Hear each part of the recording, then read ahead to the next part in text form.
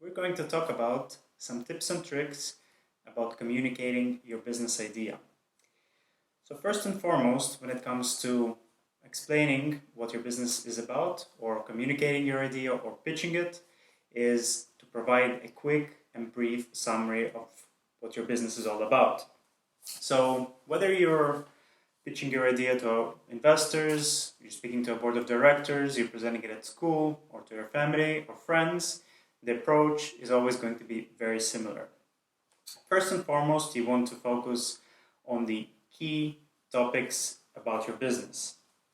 So, you're going to begin with the idea. So you're going to describe what your business idea is.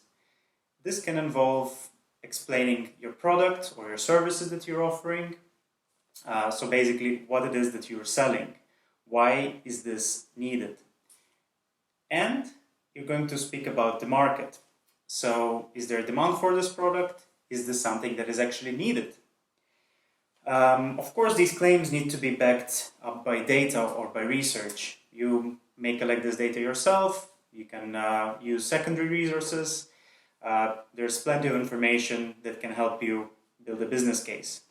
Of course, you cannot just base it on your assumptions. You need some kind of numbers to prove this. The other thing which tends to help in explaining what your business is about or what idea you have is providing a backstory to it. So some sort of a background. How did you come up with this idea? Why do you think this business is relevant?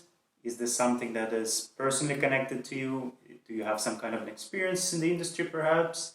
Is this relevant to your background, maybe your hobbies, your interests? Maybe your friends were interested in whatever product or service you might be offering. So you should try to build some kind of a narrative around your business or the idea that you're communicating. Another thing that is quite important is logistics of your business. So how is this all going to work? Is your business going to be online? Is it going to be a brick and mortar store? If it's going to be one or the other, what limitations do you have or what advantages you may have? So for example, setting up an online business can be fairly easy. You don't need as much investment, but you need to think about other things like how are customers going to find your store? How are they going to use it? How is the checkout going to work? The same applies to a brick and mortar store. You might need more investment, but maybe it will be easier to find. Maybe it will be more difficult. Maybe you will have a more niche audience. So you can address all these topics inside your brief summary about your business.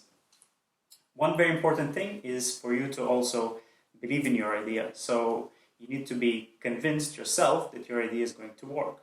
Of course, as we mentioned, this cannot be based only on assumptions, but it should be backed by data, by research, by some experience or knowledge that you have. So in short, you need to describe the idea, what it is you're selling, what product or service, and why you're selling it. So is there a need that you're meeting with your product or with your service? This always needs to be relevant to the market, that is your audience, who it is that you're selling to, and needs to be backed by data or research that can help you make your assumptions into reality. Of course, you need to be believing into your own business, into your story, and into the industry that you're trying to enter. This list by no means is exhaustive, but this helps you to have a brief summary, a brief kind of executive summary, if you will, that helps you address your, whether it's investors, board of directors, maybe your friends. Following these points, you have a good introduction, a good summary of what your business is all about, what idea it is you're presenting, and how it is relevant.